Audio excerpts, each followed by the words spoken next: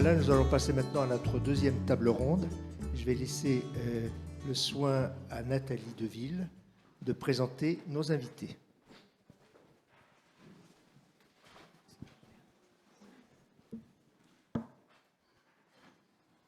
Donc, bonjour à tous.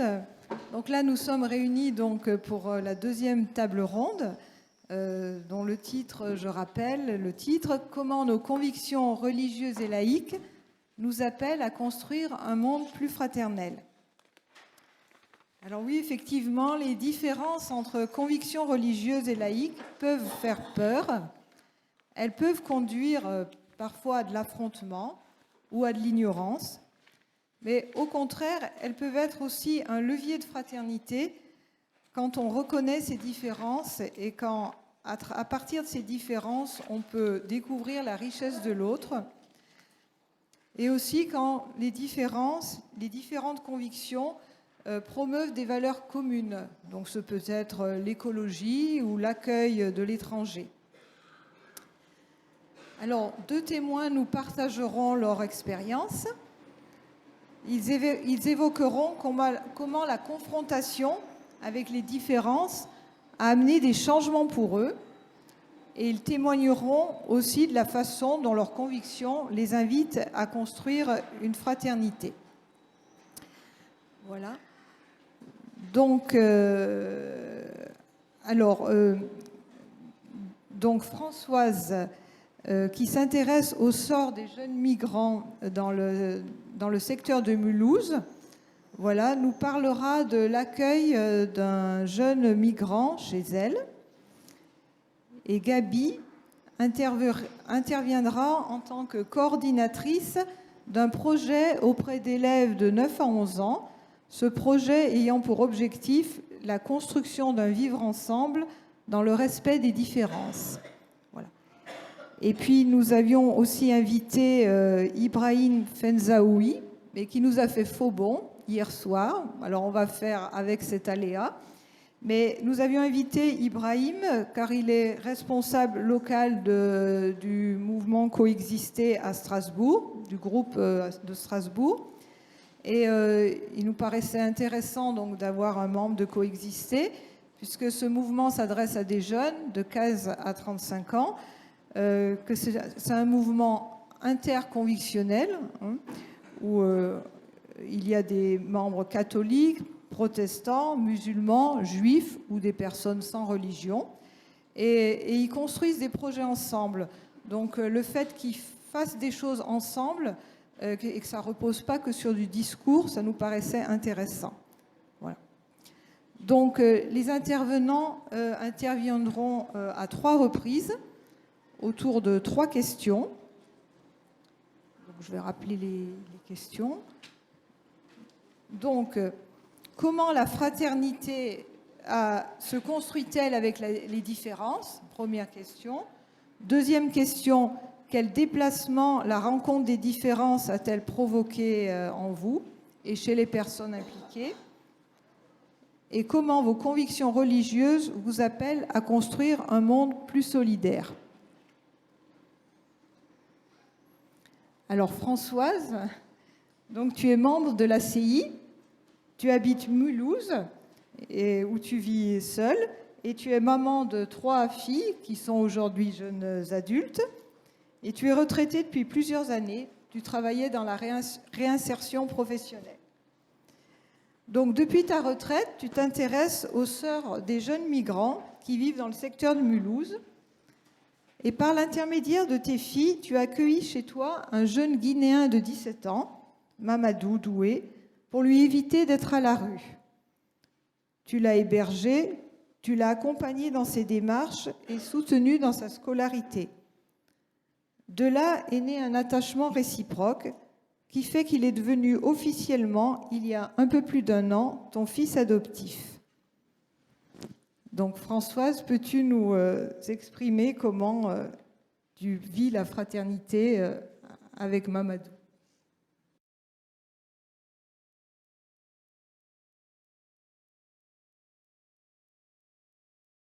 Qu'on offre un havre de paix à celui qui souffre, qui est dans la tourmente.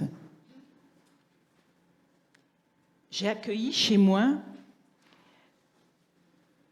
Mamadou Doué en mars 2019, au moment où l'aide sociale à l'enfance a cessé de le prendre en charge. Un de ses amis guinéens, à qui ma fille et moi donnions des cours de français, m'a parlé de lui et me l'a présenté. J'ai été touchée par son jeune âge, 17 ans, par sa détresse. Je ne voulais pas qu'il soit condamné à vivre dans la rue. Je l'ai hébergé et, comme elle vous l'a dit, pris en charge financièrement, accompagné dans sa scolarité, ses démarches. J'ai vite découvert une vie de galère faite de beaucoup d'épreuves, de souffrances physiques et morales, non seulement là-bas chez lui, en Guinée, mais aussi ici, en France. Il a été malmené par l'aide sociale à l'enfance censée le protéger, par les autorités françaises qui niaient sans preuve son identité. Impossible pour moi de ne pas chercher à le protéger de toutes ces violences accumulées qui ont débuté dans son pays et qui se poursuivaient en France, dans ma ville, sous mes yeux. La fraternité se construit quand on se rencontre en vérité. Pour mieux se connaître, il suffit de parler de soi. Très vite, à son arrivée chez moi, je lui ai donné la parole. Je lui ai demandé de me raconter son histoire. Moi, j'ai découvert son environnement et les réalités dans lesquelles il a grandi. J'avais besoin de le savoir pour le connaître, respecter son existence. J'ai pu apprécier sa personnalité. Lui a pu mettre des mots sur sa réalité, la faire sienne et me la faire partager. Se sentir accueilli dans tout ce qu'il était. Lui, un jeune homme si posé, si poli, me dit un jour : « Françoise, comment se fait-il que ma vie ne soit que de la merde ?» Et plus tard, alors qu'il est menacé d'une expulsion par la France, il me déclare : « Je préfère mourir que de revenir en Guinée. » Je comprends cela parce que je sais qu'à plusieurs reprises, il a vécu jour et nuit la peur au ventre, l'angoisse du lendemain, l'absence d'avenir, la violence physique, la souffrance psychologique. Nous partagions alors un profond sentiment d'injustice. À partir de là, nous avons cherché les moyens de nous faire entendre, d'en sortir. La parole fait exister, elle permet de se dire, de se comprendre, de créer du lien. La fraternité se construit aussi à travers une cellule familiale. Chemin faisant, il a tissé un lien fort avec moi et aussi avec mes proches, notamment mes 3 filles. J'ai souhaité que ce lien puisse se poursuivre. J'ai voulu lui offrir une cellule familiale. En 2021, j'ai fait une demande d'adoption simple qui a abouti en mars 2022. Dans le dossier de demande présenté au juge, je déclarais : « En faisant partie de ma famille, Mamadou Doué pourra se tracer un chemin d'avenir sûr, heureux, sans plus attendre. » C'est aussi ce que sa mère, aujourd'hui disparue, souhaitait pour lui. Une famille s'ouvre, s'agrandit, élargit l'attente quand un nouveau membre y est accueilli. Il apporte du neuf, ses qualités, ses talents. Il enrichit et renouvelle la fratrie. Mes filles et moi, nous avons ouvert notre maison, notre cœur, notre patrimoine. La famille, c'est un modèle réduit de la société. Je parle de patrimoine parce qu'en devenant mon fils adoptif, il devient mon héritier, au même titre que mes filles. La fraternité se construit avec le précieux travail et le magnifique engagement des personnes et associations qui œuvrent à l'accueil des jeunes réfugiés. Je soutiens pleinement les associations locales et nationales qui proposent à des familles, des ménages, d'accueillir ces jeunes souvent de façon ponctuelle ou pour un temps limité. C'est une façon unique de leur offrir un répit, de leur donner les codes de notre société. Les accompagner, les soutenir, cela les aide à se construire un avenir. Ils nous le rendent au centuple, par leur joie de vivre, leur énergie, leur courage, leur reconnaissance. Ces personnes ou ces associations relais existent. Je les ai rencontrées, je les ai sollicitées. Elles ont toujours répondu, à mon grand étonnement. Très bon accueil d'amis souvent de la paroisse ou de l'ACI, qui ont accueilli chez eux plusieurs semaines, plusieurs mois, Mamadou Doué et d'autres de ses amis d'infortune, donc d'autres Guinéens comme lui. Je ne citerai par exemple Carmen, Émilie, Chantal et Philippe, Catherine et Bruno, Frédéric et encore Catherine qui est ici parmi nous. La fraternité se construit, mais à condition de veiller et de rester vigilant. Des lois et des institutions existent. Elles nous protègent, mais elles peuvent rester lettre morte, voire être bafouées. J'ai découvert des lois et des textes, des pratiques qui font de la France une terre d'accueil. Ils incarnent notre devise, liberté, égalité, fraternité. Une école qui accueille sans frontières. Mamadou Doué a pu aller au lycée alors qu'il n'avait que pas ou très peu de papiers requis. Il a pu passer et réussir 2 CAP.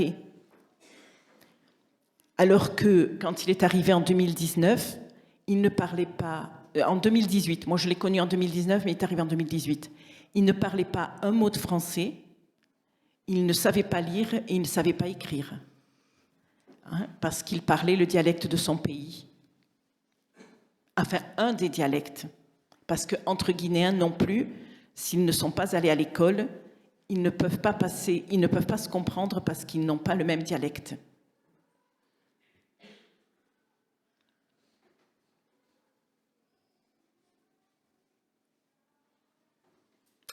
Donc, il a eu accès aux soins gratuits, l'aide médicale d'État, dont on entend parler en ce moment. Il a bénéficié de l'aide judiciaire gratuite. Nos lois lui permettent des recours juridiques à l'encontre des décisions des services publics, notamment de la préfecture. On peut se réclamer d'une justice indépendante du pouvoir politique, mais il y a des ombres au tableau. J'ai découvert une politique anti-migrants qui ne dit pas son nom. Des services publics qui ne remplissent pas leur rôle. Manque d'effectifs, manque de volonté, intérêt politique, des délais très longs, des procédures complexes. Alors il faut naviguer entre tout cela sans se noyer, sans se décourager, appeler sans cesse à l'aide, chercher avec d'autres une issue. Cette aide, ces solutions, je les ai trouvées auprès d'amis, d'associations humanitaires, auprès d'avocats. Ils m'ont souvent permis de croire que quelque chose est encore possible. Il y a là un engagement, un combat à mener pour que la fraternité gagne du terrain. Et enfin, je m'arrêterai après ça, il est possible de fraterniser dans la foi. Mamadou Doué et moi échangeons sur nos croyances et nos façons de vivre notre foi. Lui est de confession musulmane, mais il y a une particularité aussi que l'on retrouve souvent en Afrique de l'Ouest. S'il y a un mariage mixte, les enfants ont la religion du père. Donc, si le père est musulman, l'enfant est musulman. Si le père est chrétien, l'enfant sera chrétien. Voilà, donc lui, son père étant musulman, il a été élevé dans la confession, éduqué dans la confession musulmane. Voilà, donc nous échangeons nos croyances et nos façons de vivre notre foi. Et j'ai oublié de dire, oui, que sa maman était chrétienne. Je ne sais pas si je vous l'ai dit. Nous confrontons souvent nos visions de la société, ce en quoi nous croyons. On vient assez vite à parler de foi, car chez lui, vie et foi sont très imbriqués. À un moment où il était gravement menacé d'être renvoyé dans son pays, nous venions de perdre le procès devant le tribunal administratif, donc nous venions de perdre un recours. Nous étions désemparés, désespérés. Peut-être que l'invitation de Jésus « Venez à moi, vous qui peinez » a fait écho en moi. J'ai eu envie et besoin de m'en remettre à Dieu. J'ai proposé à Mamadou Doué un temps de prière. Il a été très surpris, mais a accepté. Je lui ai expliqué comment et pourquoi nous prions, nous chrétiens. Il a fait de même. Et chacun à notre façon, chacun dans notre langue, chacun dans notre propre foi en Dieu, nous avons partagé un Notre Père, un verset du Coran et puis une prière plus personnelle pour moi, autour d'une bougie. Prier les uns pour les autres, prier chacun à notre tour, à sa façon, c'est l'expression d'une fraternité. Cette expérience et cette expression d'une foi en un Dieu qui nous unit et fait de nous des frères en humilité, en humanité.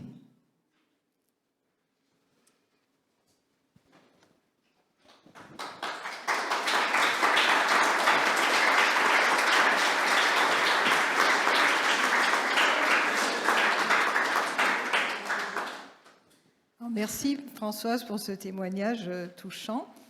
Voilà, donc vous avez accueilli Mamadou au sein de votre famille et vous faites aussi référence à toutes les associations, les relais qui peuvent exister et vous les avez utilisés. Et en même temps, vous nous appelez aussi à une certaine vigilance parce que des lois, il y a bien des lois qui existent, mais elles peuvent être bafouées ou ne pas être appliquées comme elles devraient être. Voilà, et enfin, c'est vrai que je retiens aussi, chacun dans notre langue, nous avons pu partager une prière.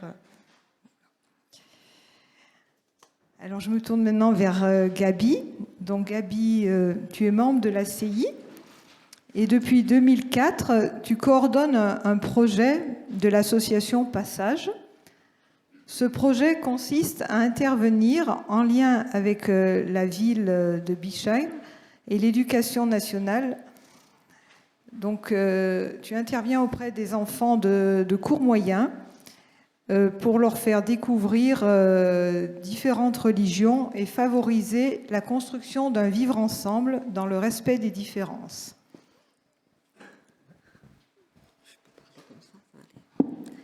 Alors, l'association Passage a été créée en 1995 en réaction aux idées racistes et xénophobes qui se sont manifestées lors du vote d'extrême droite. Cette association a pour but de lutter contre toutes les formes d'intolérance, de rejet de l'autre, de développer la convivialité, l'ouverture à toutes les cultures et la solidarité, ainsi que susciter la participation des habitants. En fait, c'est suite à un acte malveillant contre la synagogue que l'association a proposé une rencontre aux représentants des cultes. Il y en a 4 différents à Bischheim, et des lieux de culte,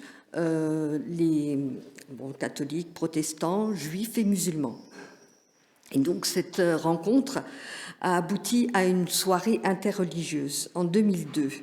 C'est ainsi que le projet qui s'est développé après, ça a fait germer le projet qui s'est développé dans les 4 écoles élémentaires de Bischheim depuis 2004. Il s'agissait de trouver des passerelles entre les religions pour favoriser la cohésion sociale, dépasser nos préjugés qui naissent de la méconnaissance, de l'ignorance et éviter le repli communautaire. Reconnaître l'autre dans sa dimension humaine, dans les valeurs qui le guident et qui donnent sens à sa vie, donner aussi des repères aux jeunes, qu'ils aient une appartenance religieuse ou non, dans un esprit d'ouverture et aussi de laïcité. Le projet est intitulé « Reconnaître l'autre différent, le respecter et repérer les valeurs qui nous relient ». Donc, ce projet est construit chaque année avec les enseignants, soutenu par l'Éducation nationale, préparé par une équipe et financé par la ville, la région, l'Eurométropole, le département. Cette action concerne environ 470 enfants de CM1, CM2 des 4 écoles de la ville. Alors, tout d'abord, les CM1 réfléchissent avec les membres de l'association sur un aspect du bien vivre ensemble. Par exemple, le handicap, l'intergénérationnel, l'école d'ici et d'ailleurs, l'égalité, le regard positif sur l'autre, les fêtes religieuses et républicaines, agir ensemble, aussi sur l'histoire de Bischheim. Et ils sont accueillis après dans les lieux de culte des 4 confessions donc, de la ville. Et je trouve que c'est une grande chance d'avoir effectivement les quatre confessions différentes. Et après, ils rencontrent le maire. Je voudrais aussi dire que les écoles, en fait, accueillent des Ulysse, qui ont des enfants donc, avec handicap. Il y a également des... Pardon.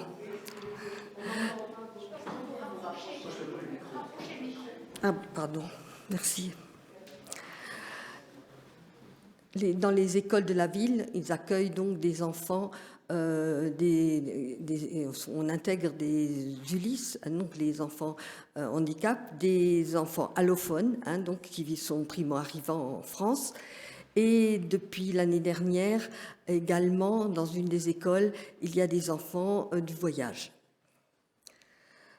Alors, donc, depuis 2 ans, à cause du Covid, il n'est plus possible de les accueillir dans la mosquée de Bischheim. La mosquée de Bischheim a été la première d'Alsace. Et vu c'est très exigu, alors ils ont bénéficié de la visite de la grande mosquée de Strasbourg, et grâce au bus affrété par l'association, parce qu'en Covid, on n'avait pas le droit de prendre les enfants n'avaient pas le droit de prendre des transports en commun. Alors, ça c'est pour les CM1. Les CM2 traduisent leur démarche, leur volonté de bien vivre ensemble dans le respect sous des formes artistiques très variées. Alors, il y a du slam, du rap, des arts plastiques, mosaïques, calligraphes, photos, fresques, gospel, théâtre conté, théâtre forum, danse. Vous voyez, c'est très varié et ils se retrouvent en fin d'année pour partager leurs réalisations et également ils le présentent en soirée aux parents. C'est un moment privilégié d'ailleurs pour l'association d'expliquer la démarche, pourquoi on visite les lieux de culte. C'est aussi un moment d'échange sur l'éducation, les nouvelles technologies, les relations garçons-filles. Et donc les parents sont aussi associés, soit en accompagnement la classe, soit en répondant aux questionnements des enfants. Parfois, on les fait participer, ils doivent poser des questions, par exemple sur l'école, ou autrefois, où on leur a aussi demandé, c'est très intéressant, puisqu'il y a eux sont français, mais leurs parents sont souvent des parents qui viennent de l'étranger, et on leur a demandé, qu'ils demandent l'histoire de leur famille, comment ils sont venus en France, l'histoire de l'exil. Ça a été quelque chose de très riche.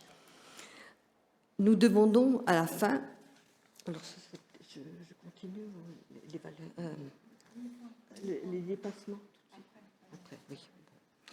Donc à la fin, je vous parlerai tout à l'heure de l'évaluation personnelle qu'on demande à chaque enfant, à chaque enseignant, à chaque artiste et à chaque intervenant. Et je vous raconterai un petit peu les changements que ça a induit.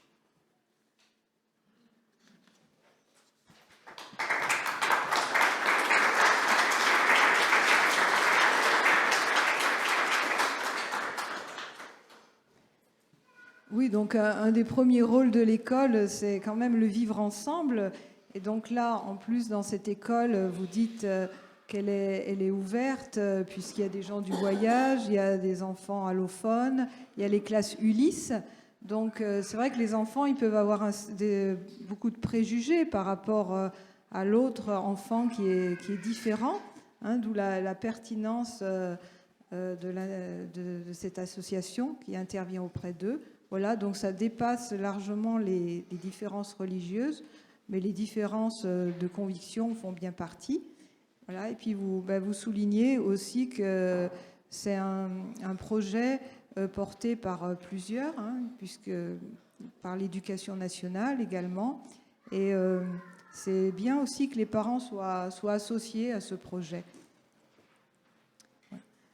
Alors maintenant, nous allons prendre la question 2. Quel déplacement la rencontre des différences a-t-elle provoqué en vous et aussi chez les personnes impliquées? Alors par déplacement, on entend quel changement d'attitude ou changement de regard ou changement de... Oui, qu'est-ce que tout cela a provoqué en vous? Donc, Françoise, comment donc le fait d'accueillir Mamadou chez vous, quel déplacement cela vous a amené à vivre?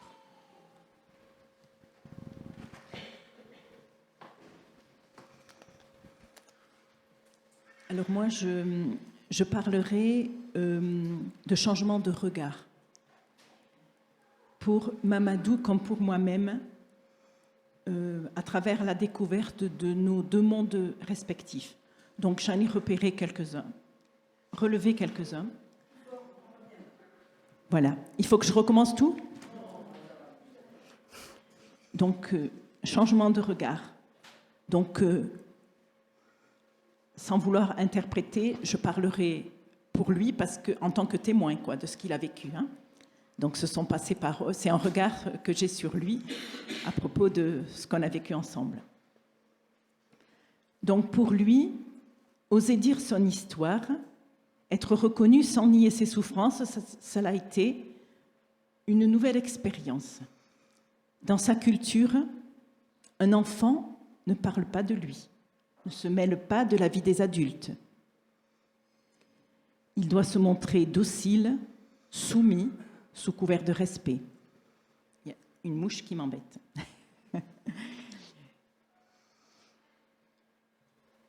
De plus, quand on est un garçon, on ne parle pas de ses souffrances, ça il l'a appris. On ne pleure pas, on ne s'apitoie pas sur son sort. On fait en quelque sorte la volonté d'Allah. Là, il a pu mettre des mots sur ses mots, M-A-U-X. Je crois qu'il s'est senti reconnu, respecté. Pour moi, ça a été oser le questionner pour lui faire raconter son parcours, lui faire une place, le laisser parler en dépassant la crainte de découvrir d'horribles réalités, de remuer des choses douloureuses qu'on voudrait oublier ou ne pas savoir.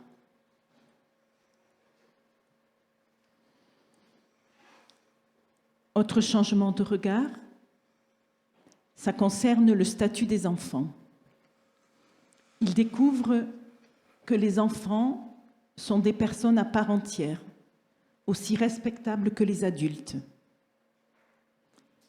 Une personne avec qui il faisait du bénévolat, un jour, s'est étonnée qu'il ne la regarde pas dans les yeux. « Pourquoi ?» lui demande-t-elle. Il lui a alors appris que chez lui, un enfant, un jeune, baisse les yeux devant un adulte en signe de respect. Quand il s'adresse à un adulte, il ne le regarde pas. Il a découvert que chez nous, cette attitude peut le desservir, car elle peut être interprétée comme l'expression d'une timidité, d'une crainte, de gêne, voire d'impolitesse. Quant à moi, à lui, l'enfant battu violemment par sa belle-mère, parce que ses parents étaient divorcés, à l'âge de 8 ans, quand il avait 8 ans, ses parents ont divorcé, et donc son père s'est remarié. Donc il est allé vivre avec son père et donc sa nouvelle femme. Donc battu violemment par sa belle-mère, parce que rejeté, il n'était pas son enfant. L'imam de l'école coranique, également des violences physiques de la part de l'imam de l'école coranique qu'il fréquentait. C'est la seule école qu'il a fréquentée. C'est son père qui l'avait inscrit à cette école. Donc, il recevait des coups de bâton chaque fois qu'il faisait des erreurs dans la récitation des versets du Coran. Parce que le but du jeu, c'était notamment de préparer un concours de récitation de versets du Coran. Voilà, donc à lui, cet enfant battu violemment, j'ai expliqué que chez nous, les lois protégeaient l'enfant des violences. Il est interdit aux parents, aux enseignants de battre un enfant. Il en était tout étonné. Je venais à peine d'affirmer fièrement ce respect dû à l'enfant que s'abattait sur la France la révélation des scandales et des violences intrafamiliales dont sont victimes les enfants, de la pédocriminalité, sans parler de la violence faite aux femmes. Mon image d'une société française bien évoluée, bien policée, en a pris un coup. Au-delà de l'horreur de ces révélations, j'ai pu mesurer l'écart entre ce qu'on énonce et ce qui se passe réellement. Autre changement de regard, lui vivait dans un monde clos. Il avait reçu un enseignement rudimentaire, voire obscurantiste. À Mulhouse, il a pu aller à l'école, être instruit, avoir une connaissance du monde et des hommes. Il a pu discuter avec moi, mon entourage, et bien sûr avec ses professeurs, et son esprit s'est ouvert.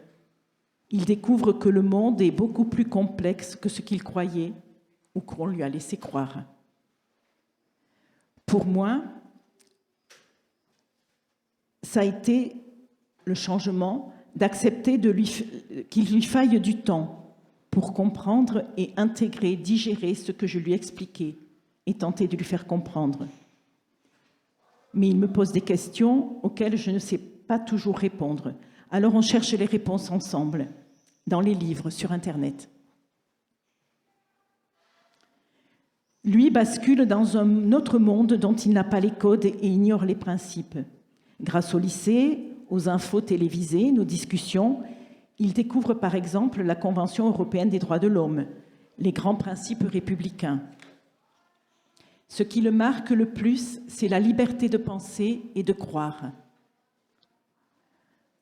C'est ce que disait Thanas hier, ça se retrouve complètement. Donc ce qui le frappe le plus, c'est la liberté de penser et de croire qui existe chez nous, mais aussi l'égalité homme-femme, la laïcité. Des notions inimaginables pour lui, à l'encontre de ce qu'il avait vécu et appris jusque-là. La liberté de conscience, de penser, le droit de croire ou ne pas croire, il en reconnaît la valeur aujourd'hui. Moi, je bascule dans le sien, dans son monde. Il a hérité d'une grande sagesse de la part des siens, une sorte de noblesse. Il est peul. Grâce à une solide éducation, il fait preuve de beaucoup de respect, d'une grande rigueur morale, mais aussi de fierté, de confiance, de douceur même. J'en déduis que malgré la vie précaire et difficile qui était la sienne, il a reçu une bonne dose d'amour de la part de ses parents. Je découvre aussi, moi, les réalités sociales et politiques de son pays, la Guinée. Je m'y intéresse de plus près, car c'est son pays. Il y a là quelque chose de son identité. Un jour, nous parlions de nos visions. Attendez, j'ai perdu ma ligne, je vais la retrouver. Voilà. Un jour, nous parlions de nos visions du mariage, de la vie de couple. Nous en sommes très vite venus à discuter du statut de la femme. Je lui ai demandé pourquoi une femme ne peut pas avoir plusieurs maris. Il me répond impossible, Françoise, parce qu'elle n'a pas d'argent, elle. Du tac au tac, je lui ai rétorqué il suffit de lui en donner. Alors là, le monde s'est écroulé sous ses pieds. Il n'avait jamais vu les choses sous cet angle. Quelque temps après, il était question aux infos d'élections présidentielles dans un pays africain voisin, Afrique de l'Ouest. Je lui demande, toi président, qu'est-ce que tu ferais? Il me répond, on s'amuse quelquefois comme ça, il me répond sans hésiter en premier, l'égalité entre les hommes et les femmes. En deuxième, l'école pour tous les enfants. Là, c'est moi qui suis tombée de haut. Je n'en revenais pas de ce chemin parcouru. Dernière chose, nous n'avons pas la même relation avec Dieu. Nous découvrons celle de l'autre. Il est plutôt sensible à un Dieu autoritaire, exigeant, qui sévit. Et moi plutôt à un Dieu doux et humble de cœur. Il s'étonne que nous, chrétiens, puissions prier avec nos propres mots. Lui prie avec des sourates du Coran apprises par cœur. Plus d'une fois, dans sa soif de connaître, de comprendre, il m'a amené à rendre compte de ma foi, de mon attachement à Dieu, ce Père aimant qui nous laisse libres tout en éclairant notre chemin. Merci.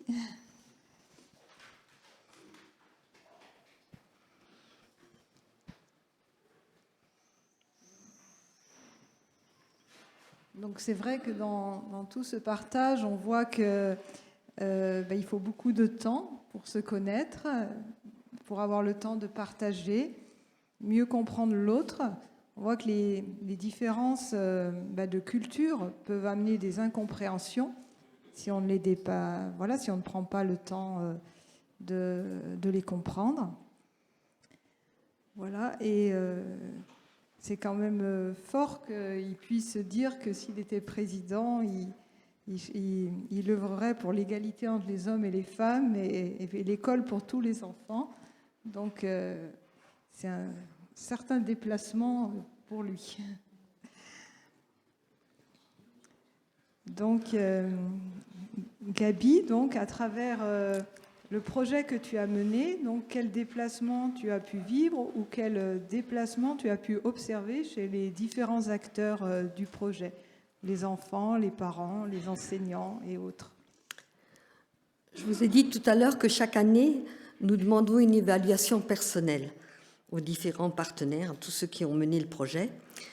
Et c'est là que nous découvrons les prises de conscience, les changements induits par le projet. D'abord, dépasser les clivages politiques et religieux. Le projet a été initié par des candidats de l'opposition à la municipalité. Alors, des voix se sont élevées, même au sein du conseil presbytéral et du conseil de fabrique, pour s'opposer au financement. Les clivages politiques ont quand même pu être dépassés et le financement se poursuit à une convention signée depuis plus de 20 ans. Moi-même, j'étais révoltée par leur attitude. Et moi, je vais prier avec ces gens-là. Mais lors d'une soirée œcuménique, des représentantes protestantes sont venues vers moi et m'ont dit « il faut qu'on se parle ». Le déplacement aussi chez les religieux. Ne pas faire de prosélytisme était difficile pour eux. Pour les protestants, la mission première était de contribuer à l'approfondissement de la foi et ils craignaient que la présentation aux enfants de différentes religions apporte des confusions, des amalgames et incite à une relativisation. Toutes les religions se valent. Les catholiques y voyaient une proposition de la foi à des jeunes qui n'ont plus de culture religieuse. Chez les Juifs, il leur fallait dépasser la crainte que le conflit israélo-palestinien ne rejaillisse à travers les questions posées par les enfants. Mais ils ont accepté de rencontrer en fait tous les enfants de la ville d'une même tranche d'âge. Alors le déplacement chez les enseignants. Certains enseignants, peu intéressés au départ, ont accepté de participer, en traînant un peu les pieds. Mais certains ont dit, ils étaient prêts à échanger avec des collègues, ils échangeaient sur ce qui les surprenait. Et ils vont poursuivre. Je pense à un enseignant notamment qui venait d'une autre région de France, il venait de région parisienne, et il était surpris qu'on visite des lieux de culte. Alors, d'autres enseignants aussi aimeraient connaître, il y en a qui m'ont dit, ils aimeraient connaître l'orthodoxie ou le bouddhisme. Certains, notamment une directrice d'école, lorsqu'ils quittent l'école, et se renseignent pour pouvoir continuer dans leur nouvelle affectation. Il y a aussi eu un gros investissement pour les enseignants pour appuyer les intervenants artistiques, parce que le temps est compté et ils ont fait quand même des super textes, des écrits, avec l'écriture des textes, il y a vraiment des textes magnifiques sur le vivre ensemble. Les enseignants aimeraient qu'on intervienne davantage, mais à nous de ne pas nous sentir indispensables et de les amener à développer leur culture religieuse, comme le souhaitent d'ailleurs les inspecteurs que nous avons rencontrés, puisque nous demandons l'autorisation à l'Éducation nationale, parce que ce travail rentre dans le cadre de l'éducation morale et civique. Les déplacements chez les enfants. Il y a une grande richesse où les enfants expriment par écrit ce qu'ils ont aimé, ce qu'ils ont appris, ce à quoi ils feront plus attention et ce qu'ils regrettent. Ils ont découvert des lieux que la plupart d'entre eux ne connaissaient pas. Alors ils disaient, effectivement, ils étaient émerveillés, ils trouvaient ça ultra beau, propre, des beaux vitraux, et aussi, surtout, ces dernières années, le fonctionnement. On a 2 orgues remarquables quand même à Bischheim, dans les églises catholiques et protestantes. Alors, je vous cite quelques paroles d'enfants. « Respectez les gens d'une autre religion, car avant, j'aimais pas trop rester avec des gens autres que musulmans. J'ai aimé découvrir la religion de mes copains. On est tous égaux et on peut être amis, même avec des religions différentes. Ne pas juger sur l'apparence, juger en fonction de la couleur de la peau, de l'âge, des habits. L'amour passe avant l'argent. Il faut que je sois plus généreux que je le suis, partager avec les autres.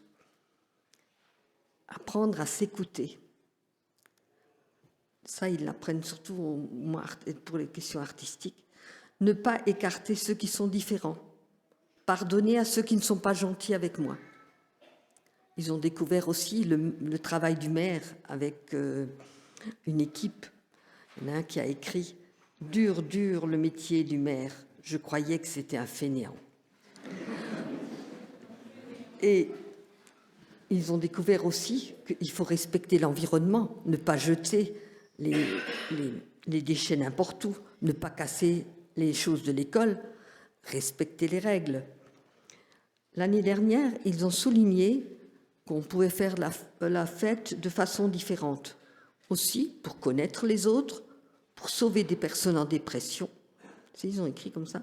Ils ont organisé une fête solidaire avec jeux, bar à fruits pour leurs camarades. Les CM2 donc découvrent un art avec toutes les techniques et ils découvrent aussi qu'ils ont des compétences personnelles. La valeur de l'effort, en travaillant avec d'autres, on fait bien plus de choses et des choses intéressantes. Le travail en équipe, donc, et ils gagnent beaucoup de confiance en eux. Les enfants d'une classe se moquaient des personnes âgées accoudées à la fenêtre quand ils passaient. Alors, on avait choisi le thème de l'intergénérationnel. Et cette classe s'est rendue à plusieurs reprises dans une maison de retraite. Ils ont interrogé les résidents sur l'école, la vie autrefois, joué, chanté avec eux. L'un des enfants est même retourné avec ses parents pour rendre visite à l'une d'elles. On constate aussi un déplacement chez les parents. Ce n'est pas évident pour eux d'accepter que leur enfant entre dans un autre lieu de culte. C'est valable d'ailleurs catholiques et musulmans. Mais le projet a été quand même officiellement validé par le conseil d'école. Il y a aussi ce débat qui naît lorsque les parents viennent pour leur soirée où les enfants présentent leur travail aux parents. Parce qu'on parle notamment, j'ai un souvenir du théâtre forum où on parlait des problématiques telles que l'égalité homme-femme, les nouvelles technologies. Il y avait un garçon qui présente sa petite amie. Alors la grand-mère dit « Moi, je n'ai pas choisi mon mari, mais j'ai appris à l'aimer. » Alors, ce projet a dépassé à plusieurs reprises le cadre de l'école. On a fait une déambulation et accueil dans les lieux de culte pour les adultes. Il y a aussi une exposition au Conseil de l'Europe, au Conseil départemental, dans les lycées. On a participé à un forum pour les enseignants sur le handicap. Déplacement chez moi. J'ai certainement, grâce à ce projet, désiré mieux connaître les religions, participer aux fêtes des uns et des autres. La dynamique créée m'encourage et explique ma persévérance pour relancer par ailleurs les rencontres interreligieuses, malgré le peu d'enthousiasme des curés. Patience pour respecter le cheminement des partenaires. Écouter, c'est primordial dans un travail d'équipe. Et aussi maintenant, vu mon âge, faire confiance à ceux qui vont me succéder et continuer surtout au niveau associatif, c'est difficile en ce moment, c'est de trouver des personnes qui veulent s'engager.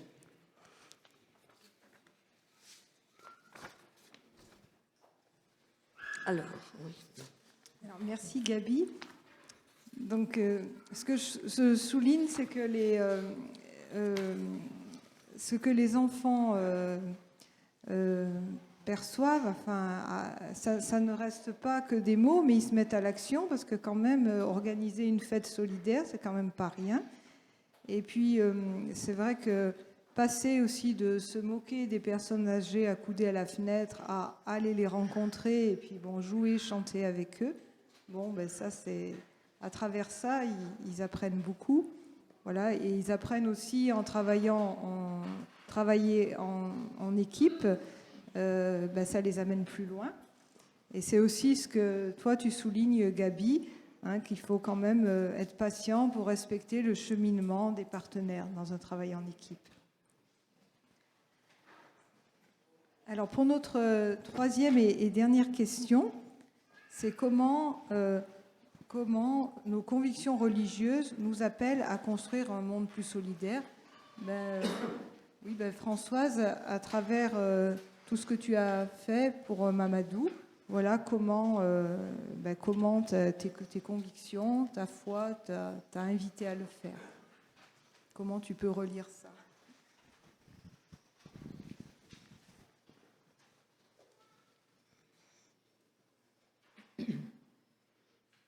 Oui, conviction religieuse, mais également laïque, hein, j'insiste.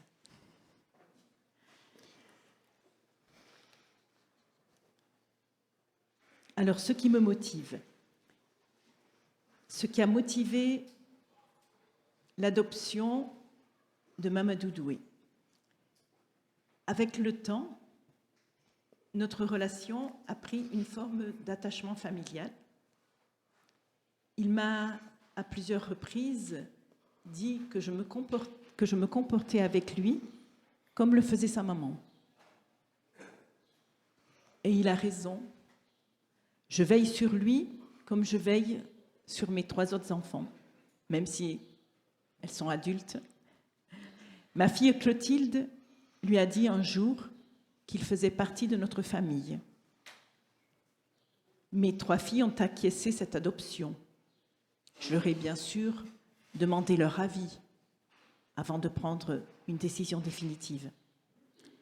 Elles ont été étonnées d'abord et enthousiastes, chacune à leur façon. Moi, j'avais besoin de leur consentement. Au bout d'un certain temps, l'idée de l'adoption s'est imposée à moi. Ça a été comme un appel, un élan du cœur. Bien sûr, j'ai pris le temps de peser les choses auprès d'amis, de juristes. Je voulais lui permettre de se construire un avenir dans la chaleur d'une vie familiale. Ce qui me tient à cœur aussi, c'est de comprendre l'autre. Le comprendre, l'écouter, ne pas dire ou faire à sa place sous prétexte que je sais. Pour avancer ensemble, je suis convaincue qu'on a besoin de s'écouter pour se comprendre, s'expliquer, surtout quand on n'est pas d'accord. J'ai une fibre sociale que j'ai cherché à déployer tout au long de ma vie professionnelle notamment. Je suis comme ça. Marie-Louise Monet, notre fondatrice, disait « On est fait pour quelque chose, pas pour tout ». Moi, je suis dans cette fibre sociale et l'écoute et la compréhension de l'autre.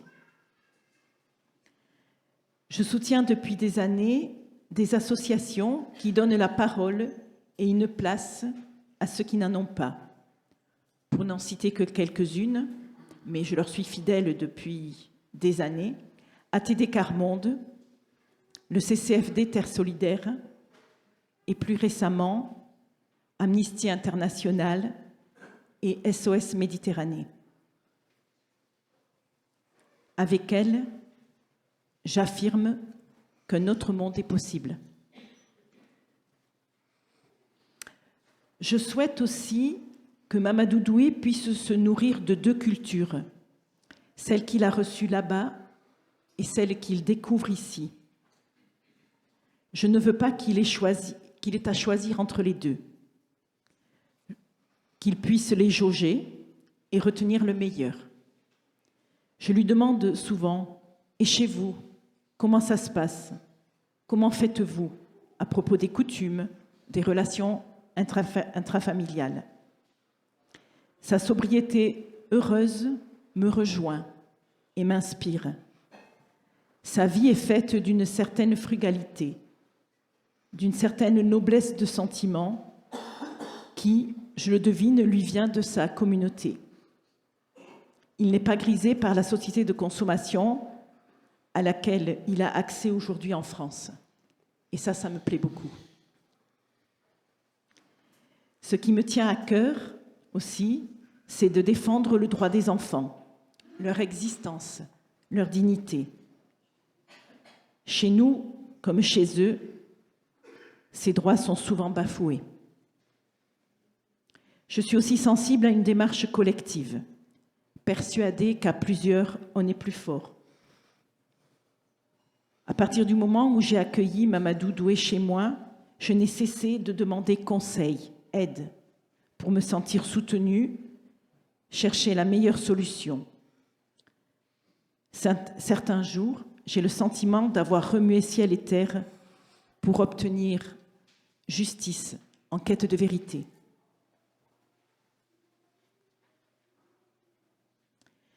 J'aime aussi et je défends le visage d'une Église qui prend soin de tout homme en fidélité au projet de Dieu. Ce qui compte pour moi, ce ne sont pas les déclarations, mais plutôt l'encyclique Fratelli Tutti du pape François. Je ne suis pas la première à l'évoquer. Et le geste, notamment, qui m'a beaucoup frappé, marqué, qu'il a posé à son retour de Syrie, lorsqu'il a ramené avec lui une famille syrienne pour la mettre à l'abri chez lui au Vatican. Geste, certes symbolique, mais parlant. J'aime ce visage d'une Église qui joint les actes aux paroles, qui ne se contente pas de belles déclarations, d'injonctions, mais incarne un projet de fraternité universelle et qui me semble correspondre au projet de Dieu pour notre humanité.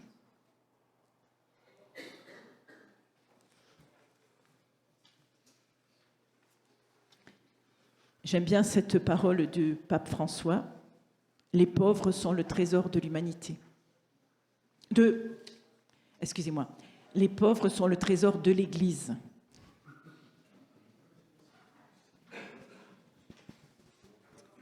Merci Françoise. Et donc tu soulignes déjà à deux reprises que l'importance de joindre les actes aux paroles, qu'il pouvait y avoir une différence entre les deux. Et c'est vrai que nous qui sommes en ACI, on a une certaine chance parce que justement en équipe, on peut quand même réfléchir parce que le monde est complexe et on peut réfléchir sur comment on peut agir. Voilà. Donc je souligne ceci. Et puis aussi la volonté aussi que tu as que Mamadou il reste bien dans ces deux cultures, enfin qu'il reste bien dans sa culture d'origine et tout en intégrant la culture française.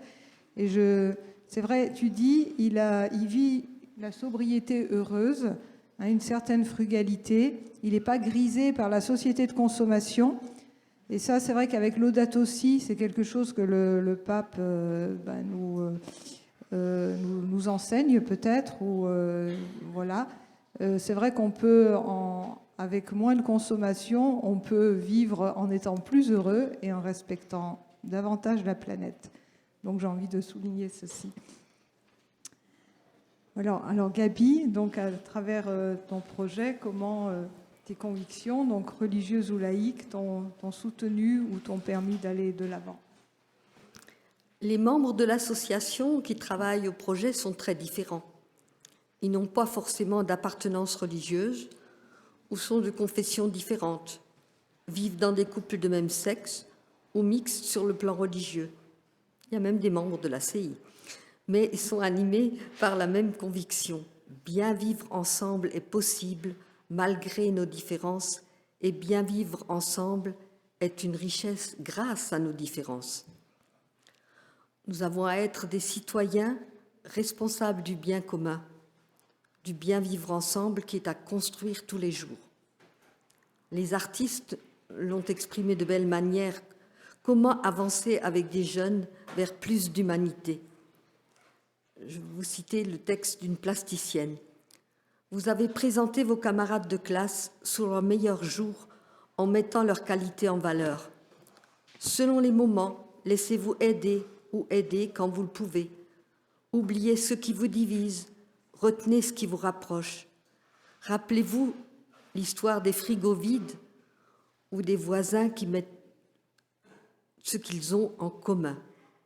Soyez curieux, Efforcez-vous de porter un regard positif sur ce qui vous entoure. Rappelez-vous l'histoire de l'arche de Noé et de la colombe au rameau d'olivier. Au quotidien, nous soyons grands ou petits, dans nos vies, nous sommes tous responsables de la paix. Il y a un autre artiste qui est un slammer qui a dit « Le vivre ensemble est un jardin dans lequel on sème des graines de tolérance, d'amitié, d'amour, de respect. Il faut constamment les arroser pour qu'elles germent, poussent et donnent des fleurs, des senteurs et des fruits qui rendent le monde meilleur. » Ce projet a renforcé ma conviction que l'important n'est pas de convertir qui que ce soit, ni de les amener à l'Église, mais de vivre des valeurs évangéliques. Le Christ allait au temple, mais il ne demandait pas aux personnes d'y aller. Quand Jésus a dit à ses disciples « Allez enseigner toutes les nations », il ne leur a pas demandé de fonder une Église, mais il les a invités à parler d'un Dieu qui est amour et à aimer leurs frères et aller à la rencontre des exclus. Il s'agit donc pour moi de proposer un témoignage d'évangile accessible au monde d'aujourd'hui, car en tant que baptisés, nous sommes collectivement responsables de l'évangile. De ce fait, l'organisation des structures, des services et ministères de l'Église devrait être pleinement adaptée pour que les laïcs puissent participer à cette mission collective, en s'engageant dans la vie et les affaires de ce monde. À ce propos, je voudrais rappeler qu'au départ, ce sont des laïcs qui ont contacté curés, pasteurs, imams et rabbins pour réfléchir au projet, et on se réunissait au presbytère. Je voudrais enfin rappeler que nous illustrons une préoccupation du Conseil de l'Europe. Le Congrès des pouvoirs locaux et régionaux, chargé de promouvoir la démocratie, invite les collectivités locales à développer le dialogue interculturel. Et le dialogue interreligieux en est une dimension fondamentale. Il dit « Car la diversité culturelle est une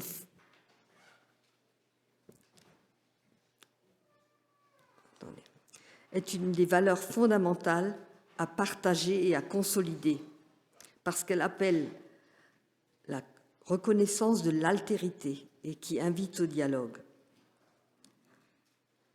Parce qu'il est la plus sûre des condamnations de l'intolérance et de la discrimination, le dialogue interculturel n'est pas seulement un mode d'expression des valeurs civiques, mais aussi un puissant facteur de développement. Il s'agit d'inventer des espaces de rencontre, de faire apparaître l'autre, sinon comme un partenaire possible, du moins comme un concitoyen, faire apparaître la culture ou la religion de l'autre comme un creuset de valeurs et un ferment d'idéal. Ce texte est issu des Dieux de ma ville, qui a été édité par le Conseil de l'Europe. Je crois au Dieu présent dans ma vie. Il a bien dit « Je suis avec vous jusqu'à la fin des temps ». Le souffle de l'Esprit Saint, tantôt ouragan, tantôt brise légère, souffle là où il veut et met à l'œuvre des énergies nouvelles. Comme le dit Joseph Moin, l'Évangile se traduit en actes dès ses commencements, en actes de recréation de la société, d'humanisation, de régénération du monde. Tel est l'Évangile dont nous avons à témoigner.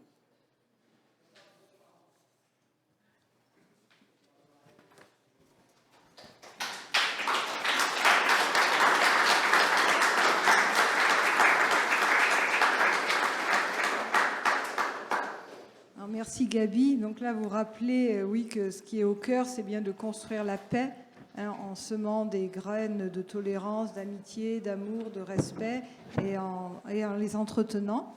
Voilà. Et vous soulignez aussi que ce qui est important à vivre, c'est de vivre des valeurs évangéliques en s'occupant des affaires de ce monde, voilà, des problématiques de ce monde. Voilà. Donc l'évangile se traduit en actes. Donc là, je remercie les deux intervenantes du travail que cela leur a donné pour faire toute cette relecture. Et on va pouvoir passer à la dernière partie, là, un échange avec la salle. Donc, à travers tout ce qui a été échangé, qu'est-ce qui, pour vous, rejoint une expérience vécue ou qu'est-ce qui vous étonne ?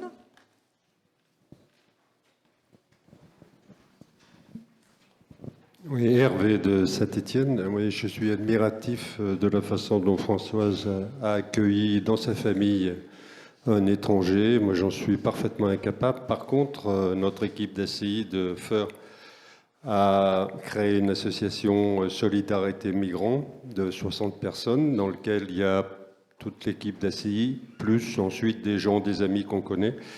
Et nous sommes actuellement 60 personnes qui finançons absolument tout de ces 3 familles, 2 familles albanaises et une famille géorgienne. On prend en charge, puisque ces migrants n'ont droit à rien, ils n'ont pas le droit de travailler, ce qui fait que chaque enfant, ils ont comme seule ressource 90 € par enfant scolarisé. Mais ce qui nous est plus simple à nous, c'est qu'on est donc 10 au bureau. Pratiquement toute l'équipe d'ACI est présente et nous sommes appuyés par 60 autres personnes qui sont laïques, athées, tout ce qu'on veut. Donc c'est pour ça que moi, je suis parfaitement incapable d'accueillir chez moi une personne comme ça. Et je trouve ça vraiment formidable de votre part et surtout de vos filles. Elles sont mariées ? Ah oui, parce que donc il aurait fallu aussi le consentement des maris, ce qui aurait peut-être été un peu plus compliqué. Et moi, je voulais poser aussi comme la deuxième question, enfin de remarque, comment Mamadou peut conserver ces 2 cultures ? Parce que ça m'étonne quand même qu'à un moment donné, je pense dans 5-6 ans, il est dans la culture européenne et sa culture guinéenne. Je ne vois pas bien comment il va pouvoir respecter sa culture. Là, il faudrait me donner des précisions. Par exemple, ses rapports avec les femmes, ses rapports avec l'argent, ses rapports... Je ne vois pas bien comment, à un moment donné, je pense qu'il va devenir, à mon avis, parfaitement européen.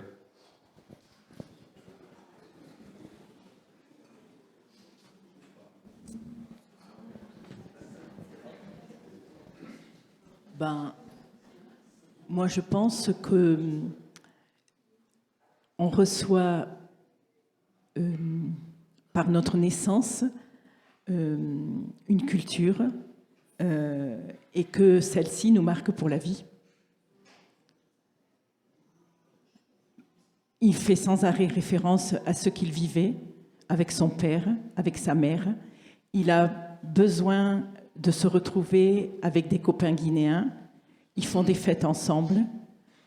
De temps en temps, il fait la cuisine et il a besoin de retrouver les goûts culinaires de sa jeunesse, de son enfance.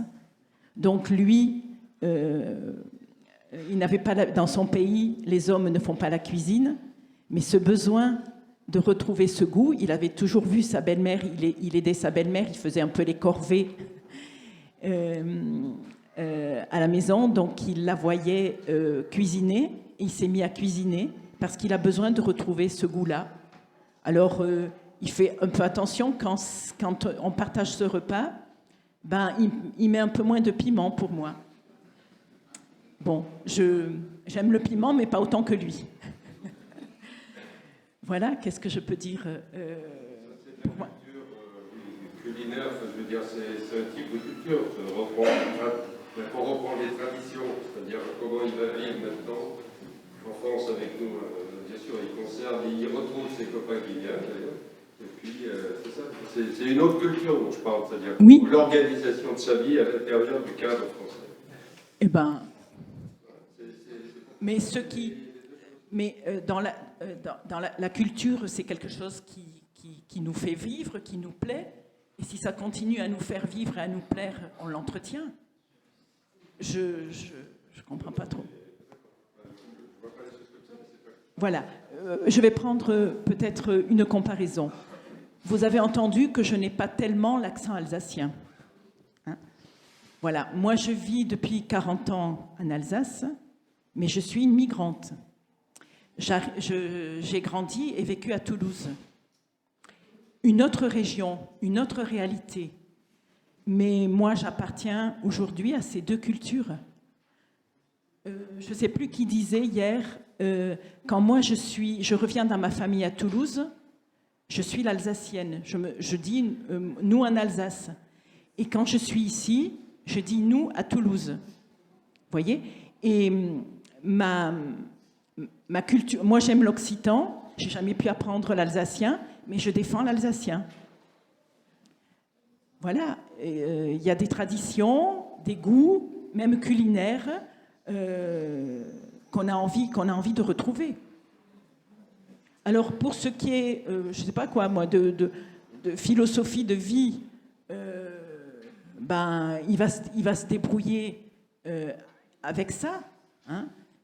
Voilà, je pense qu'il a découvert un certain respect de la femme. Et ben, j'espère qu'il le mettra en œuvre, mais je ne vois pas en quoi ça va. Je ne sais pas, on évolue, ça fait partie de son évolution.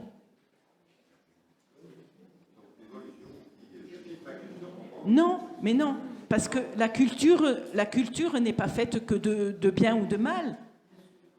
Je ne comprends pas. Si quelqu'un peut nous éclairer. Alors, je me permets d'intervenir parce que je suis très impliquée dans le niveau de la Guinée.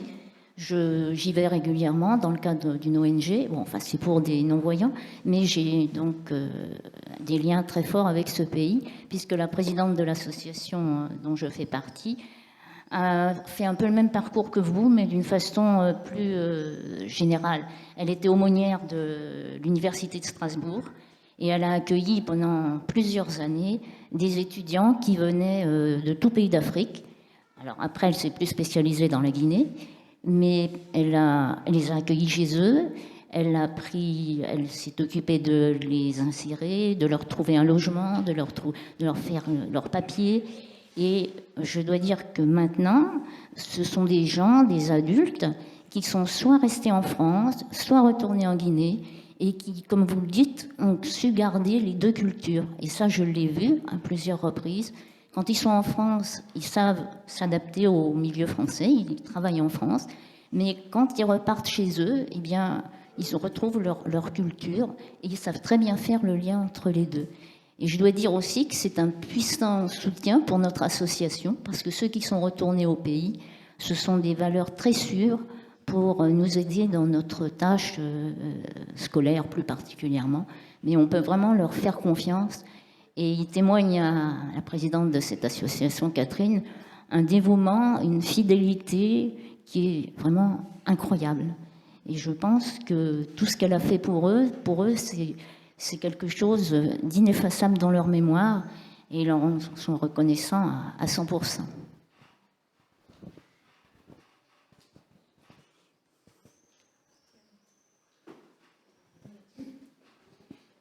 Si on considère le développement de l'humanité dans l'espace, le temps, je me dis, est-ce que ça n'est pas aussi, une culture n'est pas figée, je pense. Est-ce que ça ne nous enrichit pas? Moi, je connais de jeunes qui font des expériences, des études dans des pays différents et qui nous disent comme ils se sentent subitement élargis à la dimension de citoyens du monde. Alors bien sûr, ça se situe dans le temps, mais est-ce que c'est pas aussi un peu le but, enfin qu'on se sente de plus en plus, c'est certainement un peu idéaliste, mais je crois que c'est une utopie, mais on y croit. Voilà.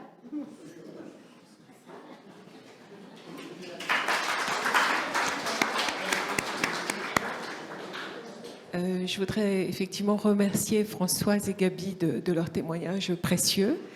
Et d'autant plus précieux pour moi parce qu'un jour, mon fils m'a dit, il est baptisé, mais pas très chrétien, il est prof de yoga et très orienté bouddhisme, etc.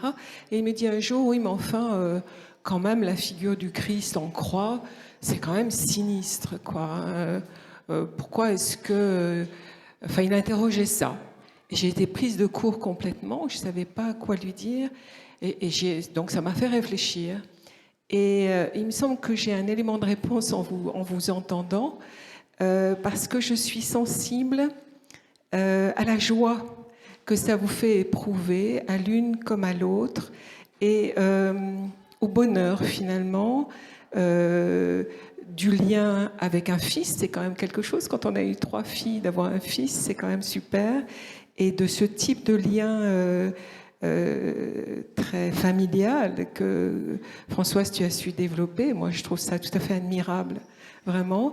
Et Gabi, dans ce que tu reçois des témoignages des enfants, de leur joie de vivre, et peut-être cette expression de joie de vivre que vous avez exprimée toutes les deux. Et il me semble que voilà, c'est pas une religion sacrificielle, même s'il y a une dimension effectivement de sacrifice, c'est une relation de la joie. Voilà. Merci donc. Venant d'une terre radicale, je me demande si ce que vous avez pu faire ici serait possible dans le sud-ouest où on a une laïcité, voire un laïcisme assez profond. C'est-à-dire, en clair, est-ce que des municipalités pourraient arriver à accepter de monter ou d'aider à un tel projet qui part quand même d'une démarche a priori confessionnelle? Alors, est-ce que c'est pas le fait que vous soyez ici dans une terre qui a son particularisme de ce point de vue-là, que cette chose-là était possible? C'est vrai que c'est la question de la laïcité, mais c'est aussi qu'est-ce qu'on entend par laïcité. Cette laïcité ouverte, où chacun peut exprimer ce en quoi il croit. Et je pense que ça, c'est très fort chez nous, mais c'est vrai que ça surprend toujours quand on vient d'une autre région. Alors, est-ce qu'on peut le faire? C'est vrai que je me souviens quand je suis allée voir la première fois l'inspecteur de l'éducation nationale et que je lui ai parlé du projet, et c'était en pleine crise du voile, pas voile, etc. à l'école. Oh, je me suis dit, mon Dieu, comment je vais être reçue? Et finalement, il m'a dit, ah, mais ça m'intéresse, dites-moi. Mais il a aussi compris qu'il y aurait peut-être du rejet de la part des parents, peut-être du rejet de la part des enseignants. Et il a essayé de me donner aussi des pistes pour essayer de faire accepter les choses. Et c'est vrai que moi, je me dis, et on peut... Je crois qu'il faut trouver la manière de le faire dans chaque... On ne peut pas calquer les choses comme ça. Je pense à un jeune homme qui est venu me voir et qui m'a demandé comment il pourrait faire. Et finalement, pendant son activité périscolaire, pendant les vacances, il a fait pareil, mais il a fait il est allé visiter avec les enfants des lieux de culte. Après, ils ont fait des maquettes. C'était ça son activité. Je crois que au niveau des pays européens, il y a des façons très différentes de fonctionner. Ça, c'est très clair au niveau du Conseil de l'Europe, on le voit. Et c'est vrai que c'est important d'y réfléchir avec d'autres, comment on peut faire. Bonjour. Merci pour les témoignages. Moi, je voulais juste rebondir sur plusieurs choses. Donc, j'ai été 3 ans à Strasbourg pour faire mes études d'éducatrice spécialisée. Et du coup, effectivement, pendant la formation, on a aussi visité plusieurs lieux de culte. Et effectivement, il y a un sociologue qui nous donnait des cours et qui nous a expliqué que la laïcité, il y a 7 formes de laïcité. Et en fait, c'est ce qu'on en fait, ce qu'on entend par laïcité. Et il faut se servir de ce mot pour rebondir et pouvoir faire des choses et pas le prendre comme excuse, comme ce qui est souvent fait. Voilà. Et je voulais aussi rebondir sur l'expérience du coup de Gabi, parce que je pense que c'est quelque chose de favorable ici en Alsace. C'est quand même quelque chose qui est fait souvent, de plusieurs manières différentes. Et du coup, je voulais donner l'exemple des semaines de l'égalité qui sont construites avec beaucoup d'associations sur Strasbourg, pour Strasbourg même et la CUS, donc toutes les petites villes autour en gros. Donc c'est les enfants à partir du CE1 jusqu'au CM2, et en Ulysse aussi la 6e et la 5e, qui vont du coup dans un endroit dans Strasbourg au mois de septembre et d'octobre, et qui expliquent du coup les 26 formes de discrimination qui existent. Et donc, qu'est-ce que c'est l'autre? Donc, il y a aussi les différences de religion, les différences entre les femmes et les hommes, etc. Et en fait, je pense qu'il faut aussi commencer par là, parce qu'en fait, un monde plus frère, si on ne comprend pas la différence des autres, on ne peut pas être plus frère. Merci pour ce témoignage. Non, et on a une dernière question. Je voulais dire simplement que nous avons une fille qui a une maladie génétique qui fait qu'elle ne raisonne pas comme nous. Et j'ai été très étonnée de vous entendre dire qu'il était bien, favorable, etc., que dans une même classe, il y ait des enfants d'origines différentes qui ne raisonnent pas, bien sûr, comme nous, entre guillemets, parce que notre fille a commencé à évoluer réellement quand elle s'est trouvée en présence d'autres enfants en situation de handicap, car elle n'était pas la dernière de sa classe. En fait, elle pouvait enfin avoir une relation non hiérarchique avec ses autres enfants. Et autant je comprends tout à fait ces relations entre enfants d'origines différentes, on peut dire aussi ayant des handicaps, parce que ça, on n'en a pas parlé, mais ça fait partie vraiment je dirais souffrance de parents. Autant je comprends ceci dans des activités périscolaires, mais je me demande si c'est vraiment favorable de faire que des enfants de cultures différentes et surtout de niveaux scolaires et niveaux familiales différents soient dans la même classe, enfin, et qu'il n'y ait pas, à cause de ceci, des problèmes, hiérarchiques, comme j'ai dit tout à l'heure. C'était tout. Je pense justement, nous avons travaillé, dans ce cadre-là, on a parlé du handicap et les enfants ont réfléchi à ce que, par exemple, aux différents handicaps et comment on pouvait quand même vivre ensemble. Ils ont d'ailleurs dessiné une fresque dans la cour de l'école avec des super-héros, etc., qui arrivent à, malgré leur handicap, à vivre, à être acceptés, et de vivre avec les autres enfants. Alors c'est vrai, je voudrais dire, je me souviens, je suis intervenue dans une classe où il y avait un enfant et tout à coup il avait une AVS avec lui, une aide scolaire, et alors j'ai demandé ce qu'était la laïcité pour eux. Et j'ai été épatée parce qu'il a donné une définition incroyable. Ce garçon, qui était justement dans cette classe parce qu'il avait un handicap, fantastique. Et bon, après, c'est vrai qu'au bout d'un moment, il a devenu être muant et on l'a mis, il est sorti. Je me demandais pourquoi on le sortait. Et donc, il a dit, c'est mieux, il y a des moments, il faut qu'il aille à part, et il y a des moments, ils sont quand même, on tient compte de chaque enfant, il faut essayer de s'en tenir compte. Et bon, moi je connais des établissements où effectivement les enfants qui ont un handicap se développent mieux, c'est peut-être plus adapté pour eux. Je crois qu'il faut laisser les différentes possibilités. Par rapport à, si je puis me permettre, par rapport à la laïcité, souvent la laïcité c'est un sujet qui fait débat, pour, contre, etc.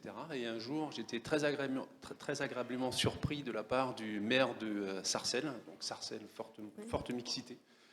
Il a été interviewé sur la laïcité et il a dit moi, la laïcité, ça ne pose pas de problème. Je vais à l'église pour Noël. Si on m'invite à une bar mitzvah, je m'y présente. Si on m'invite à la rupture du jeûne lors de l'islam, du ramadan, etc., je m'y présente. Et pour lui, la laïcité, c'était servir toutes les religions sans en préférer une en particulier qui serait la sienne. Et je pense que c'est preuve d'ouverture. Tout à fait. Merci. Oui, moi j'avais juste une question par rapport à votre expérience.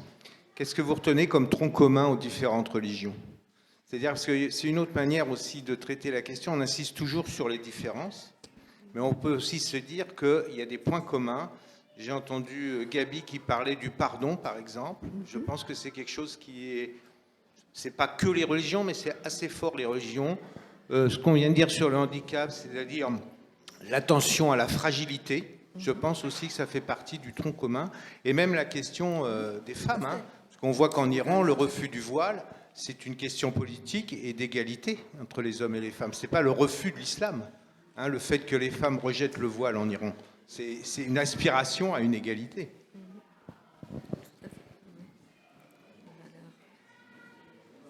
Allez, une dernière pour la route.